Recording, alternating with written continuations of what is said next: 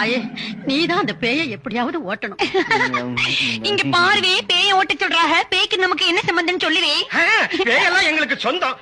இத பாரு மகளே, பேய ஓட்டுறது நோகடிக்கிறதெல்லாம் நமக்கு சரிப்பட்டு வராது. நீ பாட்டு கிளம்பிக்கிட்டே இரு. அப்படி சொல்லாதீங்க தாயே. உன் பேர் என்ன மகனே? அழகப்பேன்.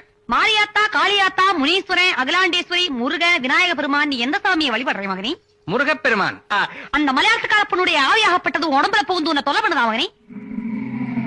தைரியமா சொல்லு மகனே, இந்த ஆத்தா இருக்கிறேன், ஒண்ணும் கவலைப்படாதே. அந்த ஆவியாகப்பட்டது உன்னை எப்படி தொலை பண்ணு? அதே பட்டி திடீர்னு தமிழ்ல இருந்து மலையாளம் ஆம்பளை உடம்புல இருந்து பொம்பளை வருது.